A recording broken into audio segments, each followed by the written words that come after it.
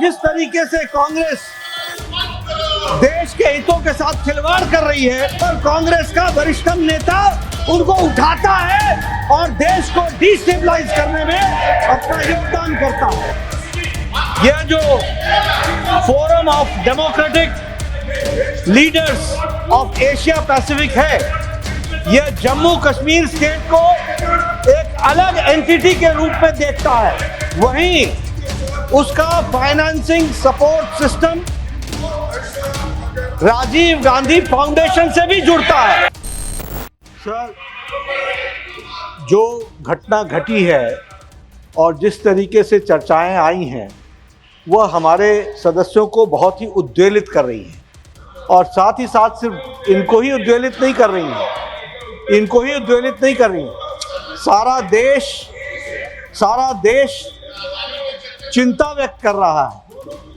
देश की सिक्योरिटी, देश की सुरक्षा, यह बहुत महत्वपूर्ण विषय है और जिस तरीके से खबरें आ रही हैं कि forum of democratic leaders in Asia Pacific, इसका संबंध जिस तरीके से जॉर्ज सोरोस के साथ सामने आता है वह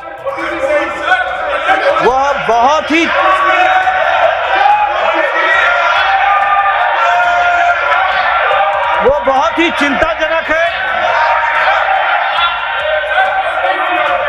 वो बहुत ही चिंताजनक है जिसकी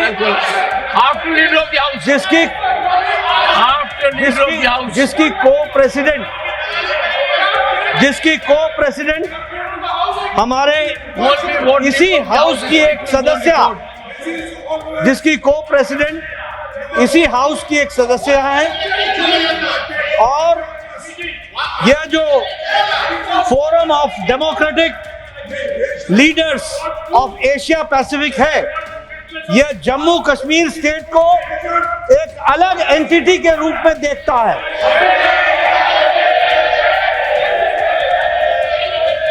और चिंता की बात यह भी है कि इस संगठन का FDL-AP का फाउंडेशन जो है, वो जहां कश्मीर को सेपरेट एंटिटी के रूप में देखता है, वहीं उसका financing support system Rajiv Gandhi foundation से भी जुड़ता है।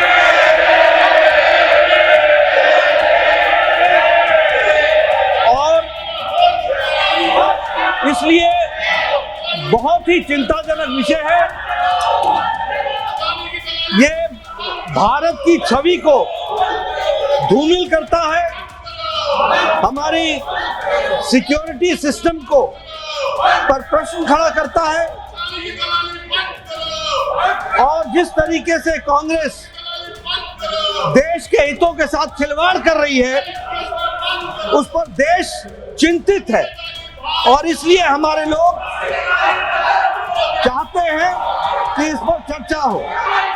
एक बात और ध्यान में आती है कि कांग्रेस के वरिष्ठतम नेता विदेश में जाते हैं और वहां भी वो वही भाषा बोलते हैं जिसको जॉर्ज सोरोस प्रोपोगेट करता है।